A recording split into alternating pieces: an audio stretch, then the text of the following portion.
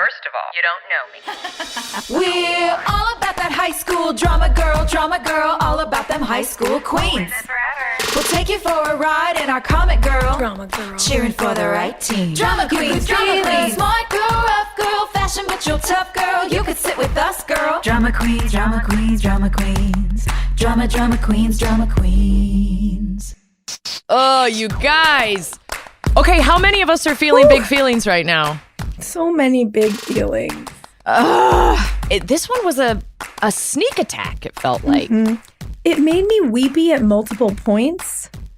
But God, at the end there, I just started to sob. I was like, oh no, it's all coming out. Yeah, when Whit Berry was talking to Nathan at the cemetery, is that what got you? Oh my God, we'll get there. Yeah. Just thinking about Killer. it. What a killer. Oh, so beautiful. All right, kids. We're back with episode 420, season 4, episode 20, The Birth and Death of Day. It originally aired June 6th, 2007. As graduation day dawns in Tree Hill, some dreams begin as others end. Haley prepares for her graduation speech and her role as a young mother, while Nathan prepares for life without basketball. Brooke makes a heartfelt confession that puts her future in jeopardy. Lucas confronts Dan as Karen's life is threatened. Peyton is awesome. Deb is awesome. None of this is in the synopsis, but it feels important. Mouth is awesome. Antoine is awesome, and so is Bevan. And let's go. Everyone is awesome. The Wall of Honor. Do you guys like that the only people on the Wall of Honor were our friends? Like, no other kid accomplished anything in Tree Hill High School. I love that you noticed that. I love that it was a purple, again, always purple. Yes. And it was made out of those little cardboard letters that preschool teachers use on their walls. Yeah. It's cute. Arts and crafts. It is so weird, though, you're right, that there wasn't, like, somebody who excelled at Spanish, who we didn't know, but just another member of the senior class. Yeah, we're the science fair kids, man. Exactly. Someone did some incredible engineering project. Nah, just the main characters of the TV show. They were so rushed. It's the end of the season. The art department's like, I am not going to come up with 6 extra personalities to honor on this wall. Not happening. Did you guys have like walls of honor in your high school? Sidebar, but remember we used to shoot at Laney all the time, and they had that whole case that was all Michael Jordan. Oh, yeah. Everything. Yeah. Here's what pissed me off. We had the trophy case and the wall of honor at my high school, and it was only sports. And then I would go over to our rival high school where Patton Oswalt went, and he had a whole like fucking shrine for theater. And I was like, why don't we have a theater shrine at our school? And so he and I are rivals, and I just feel like he got a little bit more respect at Broad Run than I got at Parkview. Yeah, I mean, going to an all-girls school, we had everything. Like, people's art projects would get featured on certain ends of the hallway. They'd do exhibitions of, like, the photography class, and there'd be photos from theater stuff and sure, cool. Things from, like, I don't know, girls volleyball and whatever. But we had boards all down the hallways, so there wasn't just, like, one zone. There wasn't one construction paper board. There wasn't one sad little wall with 4 little photos. I can't remember. That makes me want to go back to my high school and walk around. And I know the art room had we had art in the basement, and that there was always cool stuff on display there because there was just so much space. But I don't know. There definitely was a heavy sports bent at my school too. So I don't really remember anything else. Graduation ceremony is a big deal. I mean, that the lead up to that is, there's a lot going on in this episode. It's like you have all this trauma happening, but then this very normal American rite of passage also happening. And so the extreme versus the mundane is definitely on display here. I really liked, actually, to your point, how they highlighted that in that montage series they did of everybody getting ready. And you see Brooke and Chase just playing, trying on their graduation gowns and caps. And it's so sweet and childish. And it's juxtaposed with Peyton and Lucas in the hospital and Nathan's at the factory. And you realize that there's just all this sort of disparate experience happening. I thought that was really a good choice. I think that's kind of what high school feels like. You know, everybody at school is its own little community, and that when we're all experiencing the drama between each other, but then everybody goes home and they have their whole home life and all this stuff that so many people in class don't know about. So it felt very still very connected to real life high school in that way too. That experience of all the drama that is behind the scenes that nobody knows about. Yeah. Well, it starts off with the batshit stuff. I mean, we had forgotten Lucas shot at Dan. Yeah. How do we miss that? Also, I just love when a high school kid is like a sharpshooter. He's like, I shot right next to your face, and next time I won't miss. I was just like, this is so funny. It was a warning shot.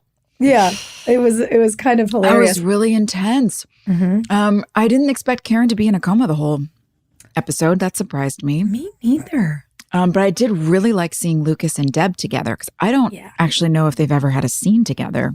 Have they? Remember he caught her with the pills in the kitchen and she was really threatening with him back then. So I love the arc of their relationship. I love that she's mothering him in place of his mother. Mm-hmm. Yeah, that's good. And I like that she's ferocious about it. The way that Barbara can infuse something serious with really great comedy and ride the line of both things, I think is so cool. And when she walks into the room and is super sweet with the two of you, Hilarie, and sends you away, and then she just slaps the shit out of him. She hit him, man. Wow. That was brutal. But it felt so real. And like she couldn't contain the emotion and she was so upset. And it shocked me and it made me laugh. And it was just like a perfectly played moment of intensity. And I really liked that dynamic between them. I like that she calls him out and that he admits it to her and then confides in her. And she's the first person to believe him. That was special. I like that she cops to her crazy, you know? And Principal Turner also hits this point when he and Brooke are together. And he says, I know I must seem ancient to you. I loved that. It was so true. I'm sure Deb is feeling the same thing. Like, you must think I'm an idiot. You must think I'm so old that I don't know what you're thinking. And, you know, when we were the kids on the show, I say that in quotes, we did look at the people who are older than us as kind of separate in a way. Yeah. And now that we're their age, it's like, no, I'm hip to what all you little dum-dums are doing. Yeah. Well, the funny thing is when you're young, you look at the generation above you and you think, man, they're old and they're probably missing it. And then you get into the generation above the young people and you're like, I know everything you're doing. And everything you're going to do for the next 20 years, you ding dong. I'm so much smarter than you. I'm so much Come smarter. on. Like, let me mentor you. Let me help you. And I like that in her way, Deb goes from being a parent who's afraid and angry to being a mentor, to being the person he can confide in and the person who gives him advice and the person who offers to protect him in that moment. It was a really cool arc for her in this episode alone. It's so true. It wasn't until my late 30s that I really started realizing exactly what you were just saying, Sophia, that the older generation isn't out of it. They just are so far advanced beyond. And that you still feel like you're young. No matter how old you get, there are still days when you feel like, I still feel like I'm 18, like I'm 20. And I remember my parents used to say that when they were in their 30s and 40s. And I was like, oh, whatever, I don't get it.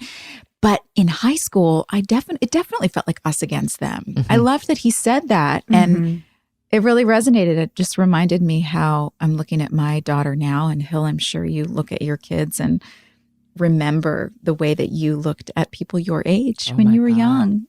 Right? I thought 30 was so old, but it's so not. My best friend Nick came to visit and he was just hanging out with Gus and like being around some of Gus's friends. And just hearing some stories about school. And we were talking about how some of the other kids at school treat the teachers. And this sense of like adults being bullied by children or adults being put in their place by children. He was like, God, I just never even thought about it because I always thought teachers were so secure and solid or just adults in general were so secure and solid. But we really are on the same emotional wavelength as like a teenager. There's an equality there that's so depressing once you realize that secret. You're like, oh no, I'm never gonna advance. I'm always gonna feel this way. Well, it's like when you realize that being bullied always stings. What do you want? Sorry, guys. It's because I took his toy The away. puppy. I took the puppy's toy away. Okay, you can have it back. Pay attention. I'm like, why is he pawing at my feet? It is really weird. You know, I can't believe you just said that because it reminds me. I was talking to a friend of mine about this on Sunday night, and we were talking about how weird the internet is? Because you think everyone's having the same conversation and then you realize people really aren't. And I remember years ago, there was like a group of kids that were clearly fans of our show who, my Twitter just kept blowing up. They were doing what looked like it was like they were having a whole conversation with each other, but it was all in dialogue from our show. Oh, stressful. And I just thought it was so funny. And it just so happened that I was like, that's cool, sitting in the makeup chair at work. And my Twitter just kept, like every 10 seconds, I had like 56 notifications. And so I started to read it and I was laughing. And I was like, they keep tagging me in all these things. Like they're tagging a bunch of us. They want us to participate. I just happen to have my phone in my hand. So I responded with something and everybody laughed and it was funny. And then somebody said, it was like one of your lines, Hilarie, from like when we were fighting on the show. Something mean. It was just something like sassy, you know? And so I hit back with the like season 7 Brooke, Julie, and Alex of it all. And I was like, oh, does Brooke Davis have to slap a bitch? Like thinking this is so funny. Because it was, you know, something about hitting. And these kids went ballistic. And we're like, oh my God, I can't believe you would say that to me. You're an adult. How fucking embarrassing. And then it turned into like, you evil hag. And I was like, oh, I guess you guys haven't actually seen the whole show. I thought we were playing a game. I thought this was charades. I was like, and I literally was like, so you're not on season 7 yet? And then it turned into this like whole, it was so weird. And I was like, I think I need to leave the internet. How do I get out of this? Nothing is what you think it is anywhere. And I'm a grown up and I'm very uncomfortable. And I think these kids are 15. Yeah. And I'm just going to exit stage left. You wanted all the attention. This has gotten weird. We can't tangle with teenagers, man. You can't do it. I was like, I'm twice your age and I'm uncomfortable. I don't know what's going on here, but I'm going. Have a good time. Here's some money for snacks, kids. Yeah. I was like, enjoy. Let me know when you get a couple seasons advanced. No, I mean, look, there's a generational divide in this episode for sure. And it's weird for us to watch it at this phase in our life because now we're on the other side of it. Oh man, I feel like Whitey's the only true adult. Do you know what I mean? Yeah, for sure. But maybe he's also not. I thought Karen was too, but then we saw this side of her that was of the vulnerability of needing, like the way she was getting sucked back into things with Dan. It's like that part of her that hadn't still healed from high school was like it was an open wound. Yeah. But yeah, Whitey seems to be the one who's always got everything under control. I wonder if Whitey's just so far past so much of his life experience, so far past his trauma, his wounds, that they don't affect him in the same way. Because it is wild, right? At our age, which Karen is in the show. When something hits you and you go, oh, that happened to me 20 years ago. And it still hurts when somebody pushes a finger in that bruise. Yeah. Wow. Like it can be shocking as an adult to realize you carry trauma around with you from the past. And I just, like, do you think when you get to be our parents' age, you know, like my parents are in their 70s. Do you think when you get to be that old, you're just like, f it, I did it all. I'm good. I'm done. No. It's healed. Give me a cocktail. No? Maybe it's just Whitey then. You get worse. Yeah, because it's harder to change. The older you get, the harder it is to change. You got no time. Well, old people who don't deal with their trauma, like old people who don't go to therapy, are mean. Yeah. Get off my lawn. They're mean. It's true. Cue our BetterHelp ad. Go. Right.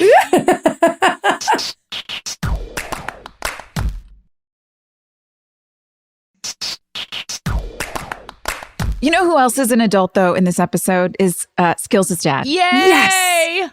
Love him. I loved him. I don't know who this actor is, but he was so great. Why wasn't he on the show more? He was so natural. I wish we'd gotten more of him. I know. And he was just so in control and sensible and like the kind of guy he was another Whitey type where you would just want to go sit down and have a chat with him and feel like he would be embracing and give you wisdom.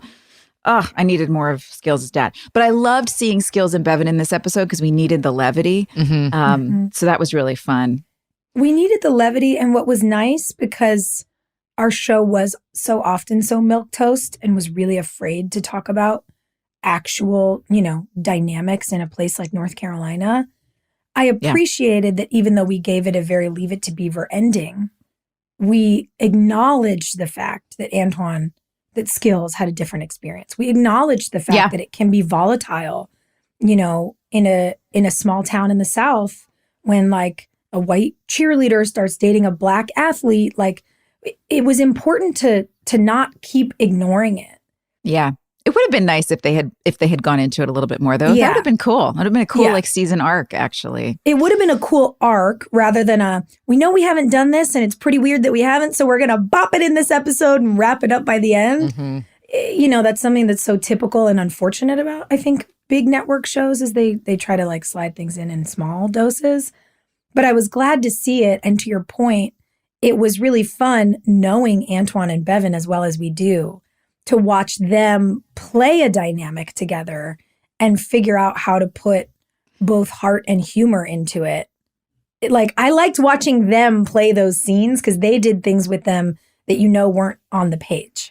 Even the fact that when Bevan even brought it up, or did Skills bring it up, on the basketball court, the very first time it was introduced in the episode, and Bevan, the way it was written, I was just listening to the words going, this could have been really milked. It could have been like a meaningful, deep conversation that was like kind of scary. And, blah, blah, blah. And I love that Bevan she just buzzed right through it. It was like all up here on this high level of like, yeah, well, all right, it's going to be fine. And if not, then they're not the parents I raised them to be. That was my favorite line. It was great. Me too. That if not, then they're not the parents I raised them to be. I was like, that is golden. Yeah.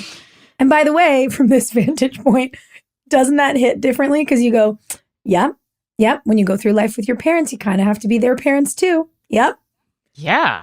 I mean, even their just textbooks were so different when they were in high school than they were when we were in high school. And even more so now, you know, like there is a re-education process. And so as a parent, I always want to know more from my kid, you know, like what are you hearing that I heard differently in the 90s, 8 billion years ago, you know? That's one of my favorite things about being a parent. Yeah, it's just learning things through their eyes and through as we discover new information and as everything changes, just being able to watch the world through her eyes. And not be threatened by it.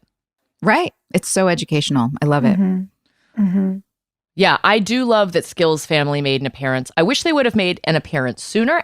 And I wish that they had been friends with Karen. Like if these little boys grew up together, I'm friends with all of Gus's friends' parents, you know? Yeah. That's a no-brainer. That's like she should have been sitting in Karen's living rooms from episode 2 and like a regular face that we saw all the time. Yes. Can you imagine what Antoine's mom's commentary on like the Deb and Dan of it all would have been? Magic. Yeah. Where was she when Karen started dating Dan? Like we needed Skills' mom's voice. Especially because Skills' mom could have been like, you're going to go on a date with that man who, and fill in the blank of some high school experience, some terrible thing Dan did. Like she could have given us all the backstory of them. And then we would have, to your point, had these experiences. I would have loved to have seen family dinners at Karen's with Lucas and Skills and Skills' parents. And like some of the other boys from the team, that would have been so special. Having like just sat through rec league basketball, which I don't want to brag, but Gus Morgan's team totally won the championship last week, you guys. Hey. And just so you know, it felt just like a Ravens basketball game. I was so back in it, just like, where's the confetti? But you sit there with the other parents, and whether that's the only time you see them or you talk to each other all the time, like there's a bond there. Unless you're the most antisocial, awful person on the planet. And Karen's not that person. So she would have definitely been friends with all these other sports parents. Yeah. Yeah. It's a shame. I'm just going to rewrite it in my mind. So that's how I watch the show from now on when I think back. Yeah, I like that. Well, okay, let's talk about Nathan, because what's interesting is this role reversal of Nathan now working in a factory. I mean, I don't know that Lucas ever worked in a factory, but a blue collar job. And I loved seeing a young man who is dealing with difficult circumstances make tough choices for his family and from a hopeful place. He wasn't being a victim. He wasn't like suffering through it. It was, I'm going to do the right thing and things are going to work out and I'll figure it out. And he had such a good attitude about it. And it really went along with Haley's speech about the world doesn't owe you anything. I loved that because I personally think that's so true. And I think we really got to see the mirror of that with how Nathan was approaching walking into this new job. Well, for Nathan, I wonder how much of it is he grew up with the money. He grew up with the big house. He grew up with the camps and the privilege and all of that. And so the loss of that doesn't mean anything because it didn't solve the problems, you know? And so being with Haley and having a strong family unit solves the problems. That's the thing to guard. That's good. Yeah. And I think it's really interesting too, what's sort of arresting about it when you watch that scene between Nathan and Skills on the river court. And Skills, of course, assumes Nathan's talking about, did you get me a spot on your team? And then Nathan reveals, no, I'm asking if I can take the job. And the shock, because Skills is, as the story goes, you work hard, you move forward, maybe you get a scholarship, you know, you succeed upward. And the question being asked is Nathan now beginning to fall? This boy has fallen off his pedestal. He's not going to the best basketball school in the world on a free ride scholarship anymore. And it's something I found really refreshing about seeing these kids talk about how hard it is to afford college, how hard it is to figure out your finances. You know, Nathan saying to Haley, we can't afford to both go to college, so I'll get a job. That's most people's reality. You know, they say that the average person in America is a $400 emergency away from bankruptcy. So how do you figure out those student loans? How do you figure out that future for yourself? And I thought it was really refreshing for the first time that I can remember anyway on TV, seeing a kid who, to your point, had it all the money, all the camps, everything was always covered for him. Every opportunity. Yeah. And now he doesn't have anything and he's got to figure it out. And the thing he prioritizes is his family. It really begs the question, which ties back to what you just said, Hilarie. What is success? What does success really mean? Because everybody has this idea in high school of what they're supposed to become and how it's supposed to all. And we saw that when Haley was practicing her speech and turned around and saw Nathan covered in grease and sweat. And, you know, it's like, oh, maybe it's not all about like my dreams and being everything I want to be. Like, what does success actually look like? I love trade school, man. I have so many kids that come and ask me about like college and what do I do if I want to do this? And if I want to be in film, what's the trajectory? I love trade school. We need electricians in film. We need plumbers. We need carpenters. We need all of these specialized skills. To me, they're every bit as important as surgeons, you know? And our country doesn't necessarily treat 4-year or 6-year graduates the same way they treat tradespeople. But I have pushed back against this any opportunity I get because I love a trade school. We have a program. I mean, we had a program in high school when I was growing up that was called VOTech, vocational technology. And here we've got BOCES in New York. Man, get out there and learn a skill and like work a job that facilitates a life that you love. Well, that's it. There's a big VOTech near where my husband grew up in Oklahoma, and it's an incredible school. And like now even the sort of electrical trajectory, like the track, if you want to go become an electrician, at that school is running all the way up to being able to build wind turbines for clean energy. Wow. That's awesome. Like, it's incredible. And let me tell you something. When I'm at home trying not to electrocute myself, watching YouTube videos to learn how to install a dimmer, because like I just want the lights to not be so bright at night. I'm thinking, I really wish I'd taken some more practical shit in college because I don't know how to do anything. And I'm learning it all from the internet. Yes, because if you think about how much money now as grown-ups and homeowners we spend on having people come over, you probably save your weight in tuition if you just went to school after, you know, once you get out and you go have a life, you save all that money because you know how to do it yourself. It's incredible. And by the way, you know, to your point, Joy, you've ever done any work on your home or you've lived in your home when your parents have done work on your home? I'm like, man, it would be so cool to make a great salary as like a contractor or a builder. And, you know, you get to kind of set your own projects and choose your own stuff. I'm like, what's that kind of empowerment look like? We've got to sit around and, you know, make tapes and wait for people to give us jobs. And I'm like, oh, I just want to learn how to tile my own bathroom. That is all I want to do. And it's awesome that there are careers where you're not just sitting in an office. Yeah. I'm just going to say it. I'm pissed that Nathan doesn't stay in the factory because when he came home all covered in grease and sinewy and muscly and dirty. Damn, wasn't that sexy? Y'all, I wouldn't have minded a couple seasons of Nathan just being muscly and lifting up heavy shit. By the way, I love that the writers were like, isn't this sad? And the three of us were like, no. That's hot. So hot. It was adult too. You know, there's like, I like that Nathan has this dream of playing basketball, but it does have a Peter Pan quality to it of not quite wanting to grow up.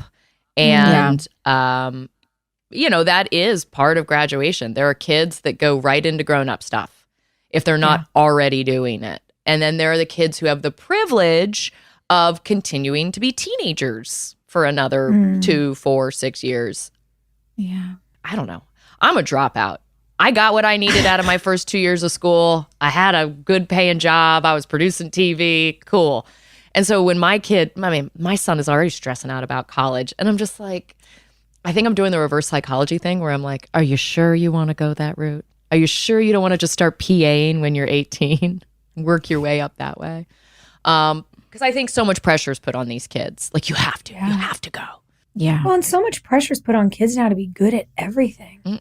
They're supposed to have like a sport, a musician, something, you know, like a musical instrument and an extracurricular and a debate team. And a charity thing. Yeah.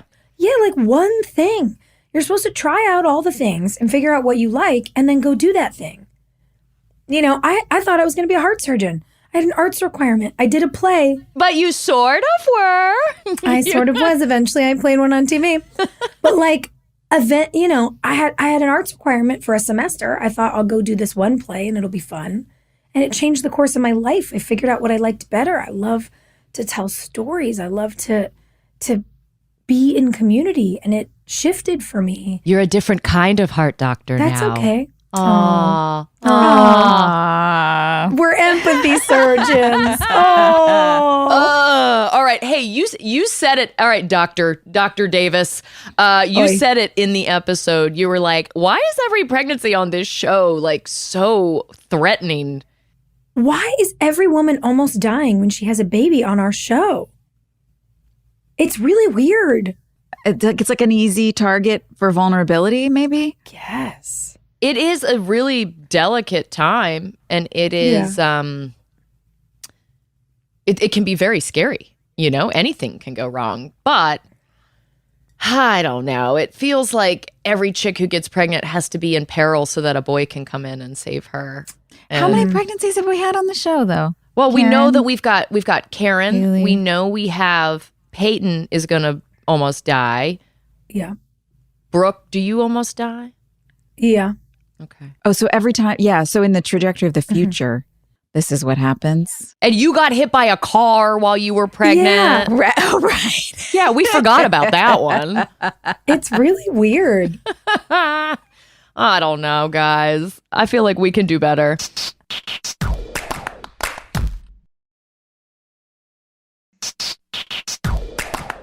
I wish we'd known ahead of watching the episode today that Moira was going to be in a coma as Karen the whole time, because I would have loved to just grab her for 5 minutes and be like, is that fun for you or boring? Did you get to actually nap? Or was it annoying to have to come in and get into makeup to just get into bed with your eyes closed? I have questions. Well, it's fun. It's fun to come in and I had to be in a coma. You just get your makeup on and lay down. It seems like Karen's in a coma for like a while, right? Oh, is she? Is she? I mean, he brings her in. Oh, in the episode, yeah. Oh, days, yes. Yeah, because of graduation. And there was a track, we even tracked something, all of us, at the beginning of the episode. Lucas, Peyton, and Deb are all in their clothes from the day that Karen was brought in. Well, no, I changed my shirt. Oh, you changed, sorry. That's what it was. It's a weird clothing jump. Yeah, it's Lucas and Deb who are still in their clothes from the day before, the day Karen comes to the hospital. But you guys have changed. Joy, you and James have changed. You're now in that like red and white tank top moment. So they're trying to show that it's overnights from the very beginning of the episode, from early scenes. Yeah. Oh, and I got a tan overnight too. Girl, it worked. Where'd you go for the weekend, Joy? Guys, was this the time? Do you remember? Was it Rachel Kick who set up the spray tan shower in the trailer? Yes. And she had, like, did she do our airbrushing or hired somebody? But I think that was my first, like, airbrush tan that I had gotten in the, So you don't remember this, Sophia? Rachel Kick was so fun. Tell everybody who Rachel Kick was. She was our makeup artist. She was great. I did love Rachel. Mm-hmm. She was our makeup artist for a long time. But she came in. She came in and set up this like shower. I think it was also a year maybe we got a bigger hair and makeup trailer. Mm-hmm. But she set up all of these curtains, the plastic curtains, all over the walls on the floor, and then we would go in there in our pasties and a underwear, and they would just spray tan us. Sophia, you don't remember this? Not really. I didn't spray tan. I don't know if I did either. I'm pretty pale. I don't like being in my underwear in front of anyone, ever. I don't either. I'm such a prude. Maybe it was just me and Bevan. I don't know. You guys were tan and glowing and all beautiful and stuff. Because I remember season 4, there was a person who shall remain nameless, a producer who'd come out from LA, who in a way that made me feel so uncomfortable was like, look at your skin, it's like milk. And Ew. I went, thank you. Ew. So I remember that I was so pale in season 4 that people were telling me I looked like a dairy product. Mm-hmm. So I don't think I was getting a spray tan. Look at you, you're like goat cheese. Yeah. Wow. You're like a little camembert there. Almond milk. That's so gross. It's so creepy. No, Rachel Kick was fun. She was so cool. Yeah, she was spicy, man. No, I love the tan. Tanning spray was fun. Yeah, you had a lot going on that was really good. You had like a really good Pam Anderson messy bun in this episode. Yeah, I love that messy bun. And the graduation hair, the big curls, I love so much. Did you have input in this graduation speech? I think I did, actually. I remember as I was watching it back, it felt like something I had tweaked. Mm-hmm. I don't remember specifically, but it did feel like I really liked it a lot. Probably because I put my spin on it. It's better now. It was so great, guys. I rewrote it. You know what? Fast forward to whatever season Brooke gets married in. I've said it publicly before. It's the same shit about her wedding vows. I'm like, you want to know why they were so good? I wrote them. There's a point. Like by now in season 4, we know our characters so well. And the points you're making, like really think about it. They even did the flashback in this episode to that scene with you and Lucas and Karen in season 1 with Julius Caesar. Yeah, that's right. All of this has been Haley's journey. Who knows that better than you? Yeah. Well, I mean, I think all the Julius Caesar stuff was for sure from the writer's room. I didn't completely rewrite the speech, but I did feel, at least toward the end of it, that I had kind of, that maybe the world doesn't owe us anything. I wonder if I put that in, or maybe it was already written and I really don't know. Sorry, can't remember.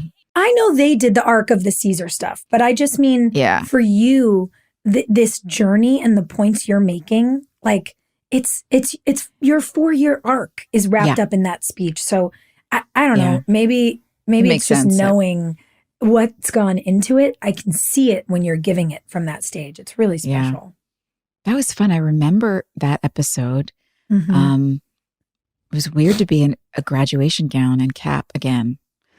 We didn't have a cap and gown at my high school. What? Oh, you didn't? No, we graduated in dresses, like in gowns, like full dresses. It was tradition. Please tell me it was like a ball gown. Everyone wears a white dress, because the formal uniform at my high school is a white uniform, like a Sue Mills uniform with a green W on the pocket. And so the thing was like on every really formal day at school, everyone wears their white uniform since 1910 or something. And so you would graduate in a white dress. And I mean, I guess you could wear a gown if you wanted to, but some people wear like cocktail dresses, some like this cool girl that I knew who was a year younger than me, Winnie, always wore a suit, and she wore a white suit. Like, it was always a vibe. Nice. And now I was actually, it's so silly, but I was on a Zoom with the head of my school last week. Girl, that's not silly. That's cool. They're so cutie. And she was like, well, we've transitioned to cap and gowns. And I was like, I only ever got one on TV. So it's so funny. So that's today. Joy, what do you remember from your graduation? I had just gotten a tattoo. and I had to cover it, and my foot was wrapped in saran wrap to keep the tattoo clean or whatever. And I remember my parents had just gotten divorced like 2 years prior, and both of them maybe had just gotten remarried like 6 months before my graduation or something like that. So I remember there being a little weird tension, but mostly I remember standing up there, and I was always still focused on this boy that I loved, and is he going to sign my yearbook? And then there was a boy that I loved, and there were a couple others that I just had crushes on, like in case the backup plan didn't work, And then it was and I just remember all the yearbook signing and running around, and I think there was a sense of emptiness, but also excitement. It was, it was sad, and like I was happy to be leaving, but also it felt a little unfulfilling. I kind of in the same way that like a wedding or prom does, where it's such a big buildup and then it happens and you're like, oh, okay. I don't know. What about you guys? Do you have specific memories? Well, our graduation was covered by the local cable access network. Remember Channel 3 was always like the local cable access channel. And they had a camera set up at the end of the aisle where you process in and then you process out. So you processed in, passing the camera. You went and you sat in the little folding chairs. You did graduation, and then you process out. And this is a dumb thing to say, but I had been homecoming queen, and the boy who was homecoming king also had the last name with a B. It was Matt Brownlee. And we didn't necessarily like each other. We weren't pals. And as we're processing out, I'm like feeling kind of emotional. And he processes out from the boys' side, and I process out from the girls' side, and we happen to meet up, and he's like, I'm going to stop you, and I'm going to kiss you right in front of that camera. And I was like, you know what? Okay. And so on cable access, he dips me and kisses me and stops the procession. Yes! And you just hear all the parents up in the stands just like, what are they doing?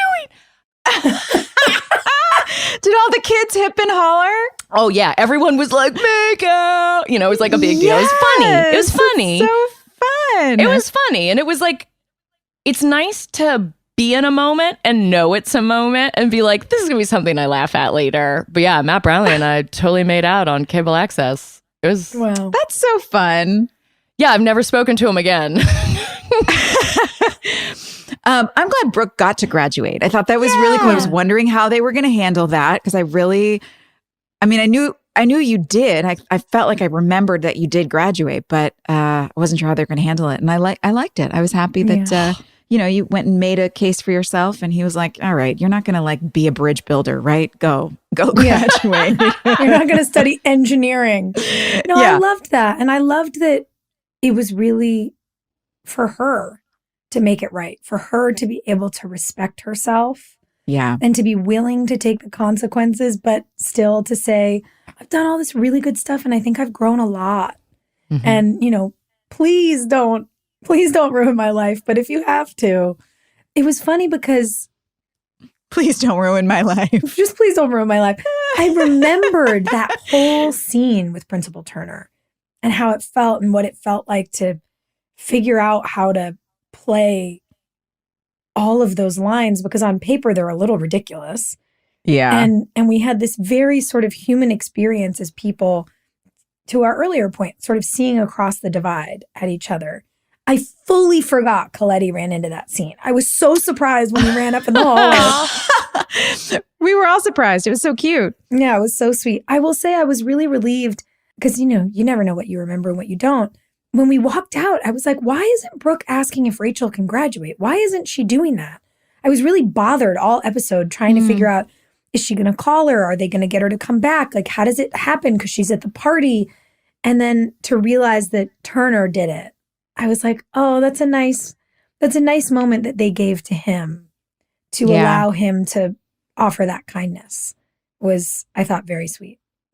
A last hurrah for Principal Turner, who I don't know if we ever see again. Oh, he's so good, though. You know, like my two favorite scenes in this episode are the scene with Brooke and Principal Turner and Nathan and Whitey. And I think that's because I have a really soft spot for teachers. They have stepped into my life when I needed guidance outside of my home.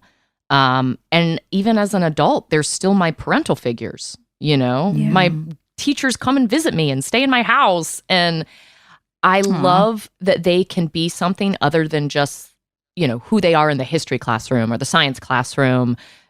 Principal Turner's looking at the trajectory of Brooke Davis's life and making the decision, I'm not going to traumatize this kid. He probably knows that your parents aren't around. Like, teachers know everything. Yeah. He knows what your variables are. And I love that he made a decision that would lift you up instead of taking you down a notch. And that's what good teachers do. They read the circumstances. I love that. I love that. Well said. So true. Well, the Whitey Nathan scene, y'all want to talk about some blubbery women. Oh, Blubbering. For sure. Sobbing. And he gives Haley credit for it. He gives you credit for it. No. I thought he was going to retire. I thought he was done. Yeah. Just the way he comes through for, and did he do it just for Nathan? Yeah. No. Nathan just looked his father in the eye and said, you will never know my son. Nathan just cut off the limb that is his parent, which is the hardest thing for a kid to do. And Whitey, a short time later, steps right into the role. He is the father that Nathan needed. Yeah. Yes, because Nathan's about to be a father. He needs someone to show him how to do it. He didn't have Uncle Keith to show him the way Lucas did. So now Nathan's got no father figure, nobody to walk him through how to handle a baby or a toddler or raise a young man. And yes, Whitey stepping right into that role, that is community at its finest. And Nathan has twice the wound, because think about it. He emancipated himself to get away from his toxic father.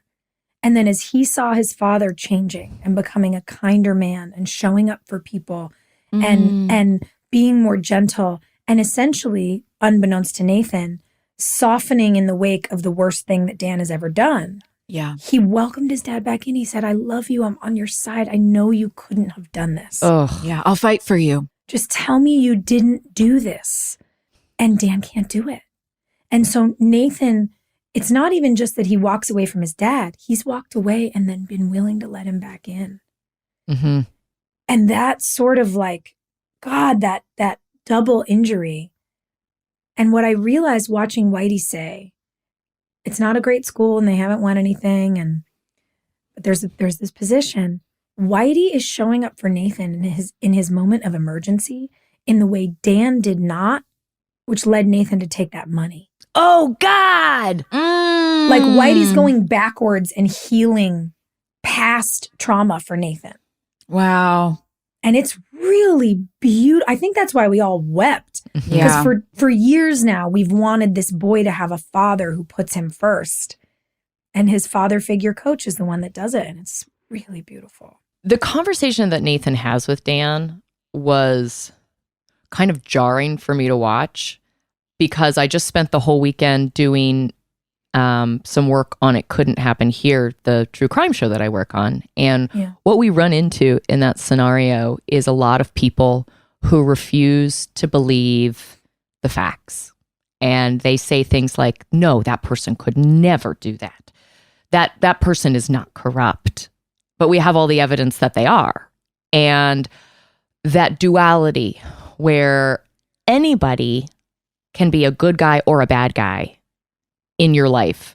And even if they're a bad guy in your life, chances are they're also a really good guy in someone else's life.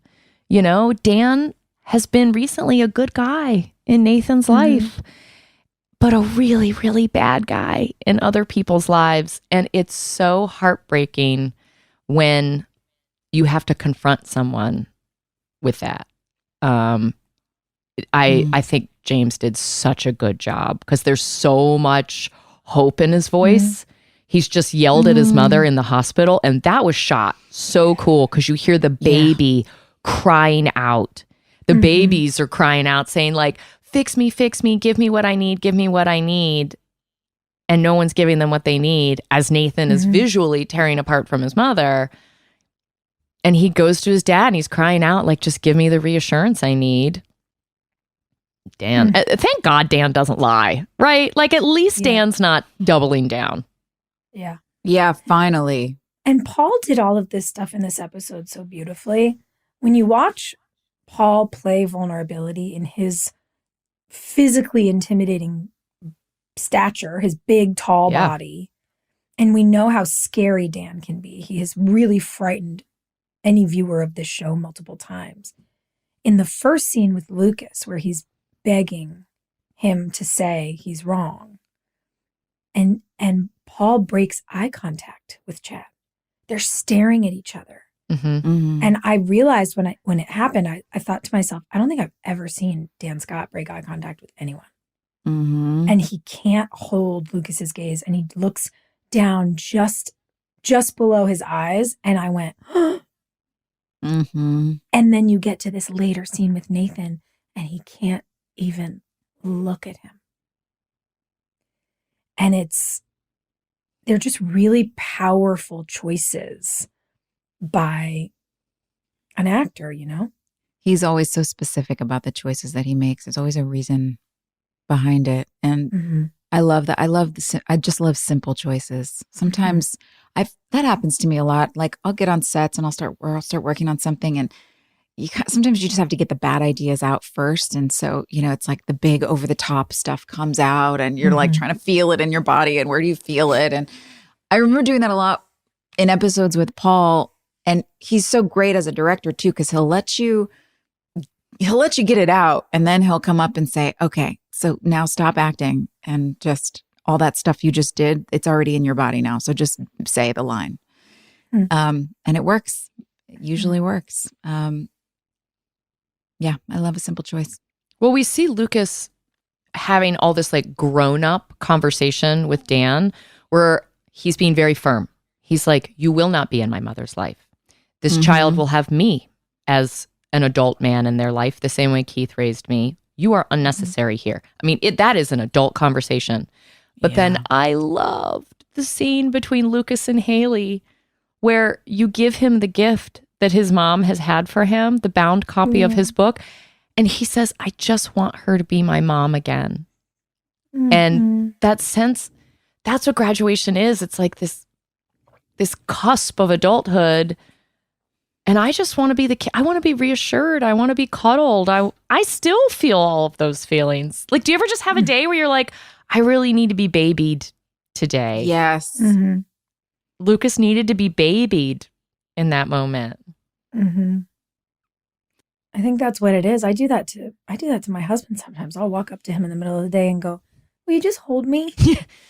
Just for a minute. Like we're both working and we have stuff to do, but can we just take a break? Will you just hold me for a minute? So good. I love Maria will do that to me sometimes. She'll see me in the house and be like, Mommy, do you need a hug? Oh, I do. I need a hug. I was on 11 and Gus was just like, hey, come here, Lee. And you're like, no, you're not supposed to parent me. I'm the parent. I know. I always feel guilty. I know. It's like, yes, but please don't let this pick you up. Please. No. I think that's such, guys, as a friend who watches you both parent, I think that that's such a beautiful sign that you're doing such a good job. You're raising emotionally intelligent kids who want to relate, who don't infantilize themselves around you. They trust you as their moms, but they also want to love and support you in the way you love and support them. Girl, when they're in therapy in like 20... I'm gold starring the both of you through the Zoom screen. I'll take I had to take care of my mother. Okay, we have a listener question. All right, let's do it. It's from Sam. Sam says, you all started your acting careers when you were pretty young. Was there any high school or college event or experience that you regret missing? Oh, that's a good question. Yeah, I mean, I started doing professional stuff in like 6th grade. I was doing professional theater and had an agent in 7th grade. And it came down to a pep rally. When I was a freshman or sophomore, I got bumped up to varsity.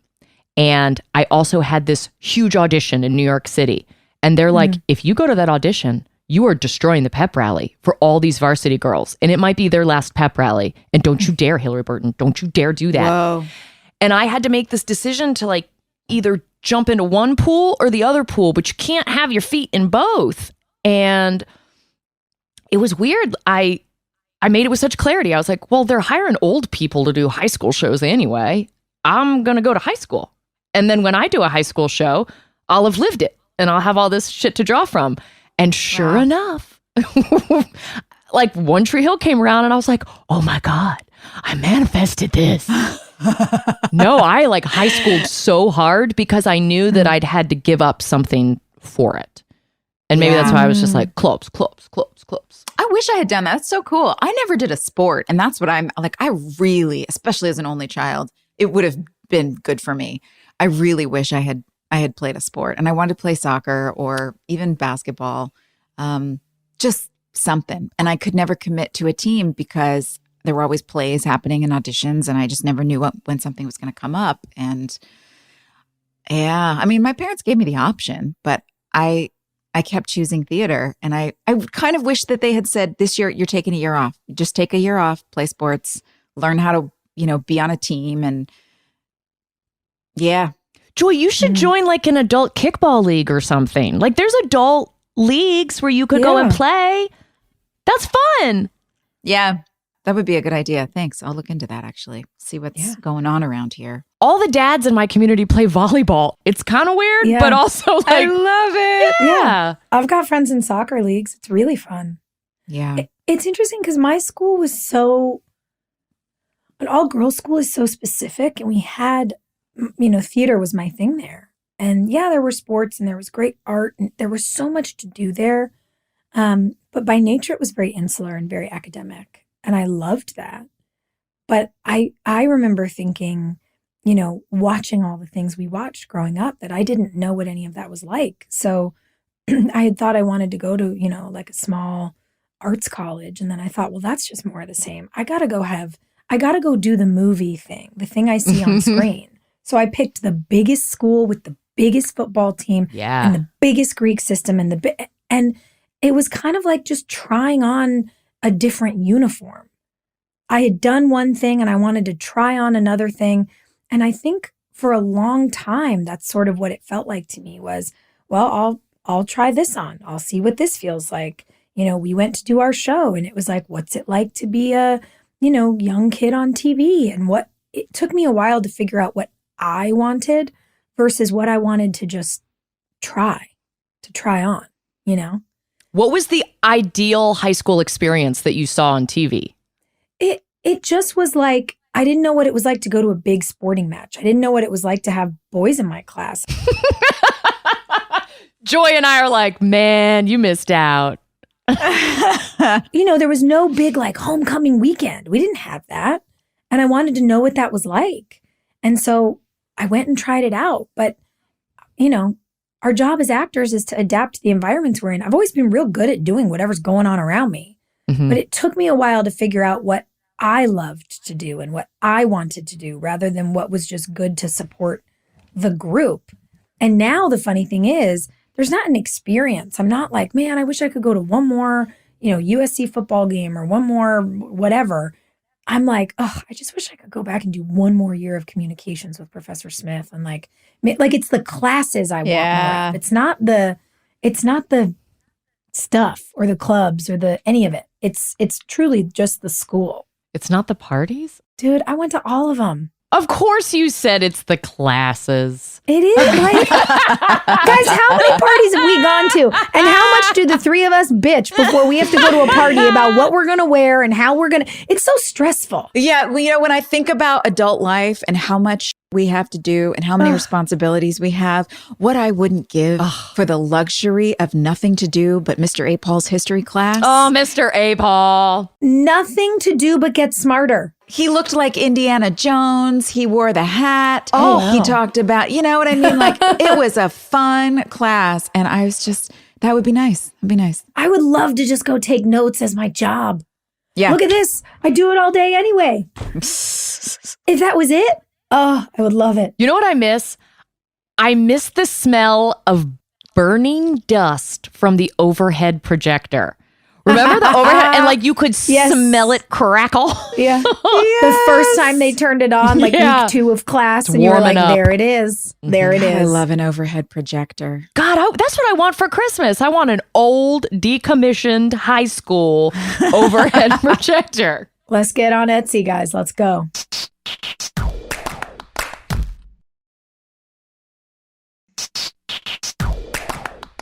Do we have an honorable mention is the question. I don't know, the silicone babies, are those the honorable honorable God. mention? Tell them about the silicone babies. This is kind of a new thing. Like, it wasn't in the first few seasons. I just remember at some point they brought this. It's a baby made out of silicone so that it moves and kind of jiggles. Yeah, like when you're holding it, it kind of bounces instead of being a hard doll. Exactly. Yeah. But they were so creepy. They were so creepy. And that thing was like $10,000.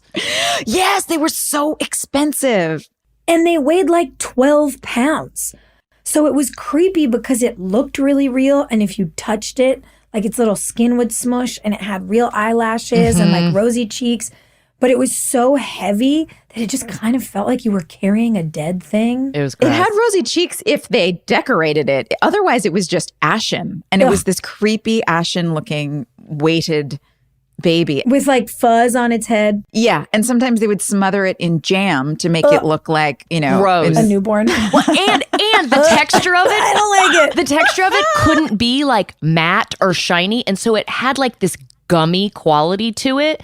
Yes. Everything would stick to it, lint and everything. Yeah, the more you used it, the more it got covered in just like fuzz from your clothes or from the blankets. Ugh, gross. So gross. And that's why that's all I could think of when you, Hilarie, you took the baby and sit down and Lucas goes outside and you're just like looking lovingly at this baby's face in like wonder and amazement. And all I could think of was the nasty little That's what it was. Fuzz-covered, lint-covered silicone face. And staring the dead back. giveaway that it's the doll and not the baby, because you can only have the baby on camera for like 20 whole minutes in a day, is that you take it in that way where the whole time you turn it, you never turn its face toward the camera and you're like, that's a doll. That's how you know it's a doll. Oh my God, it's so gross. There's a lot of acting going on around here. That feels like a dishonorable mention because it made us all so upset. I want to know what we got to have a happy one, you guys. What's an honorable mention in this episode? I don't know. Is it Skills Dad or Principal Turner or? It's, you know what it is? It's the trifecta of step-in dads. It's Whitey, Principal Turner, and Skills Dad, Chuck Taylor. That's it. Step-in dads. Step-in dads. Ooh, I love this. Instead of stepdads, step-in dads. I feel like there's a whole organization about to happen with that. That's so cool. Remember that thing a couple of years ago that there was a school. Was it in Southern California? I can't remember. The story went viral about how they were doing a day at the school with dads. Breakfast with dads. Yeah, and so many kids either, grew up in single parent households or had dads who worked crazy hours and couldn't come, and all these dads in the community came to school in their shirts and ties and sat in. Oh, that makes me sob. Oh my gosh. There's a guy on Instagram who does this. I gotta find his have you seen it? This guy who it's like breakfast with dad and he gives you advice while he eats. Yes. Oh, I love him. That's so sweet. I gotta find that tag. Step in dads for the win. Step in dads. Good job. Yeah, let's spin a wheel before we prepare for the end of high school.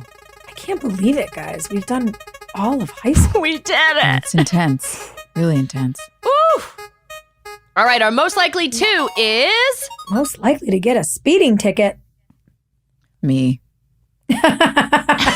Yes. The girl who wasn't allowed to have a car on the show is absolutely like the speed demon.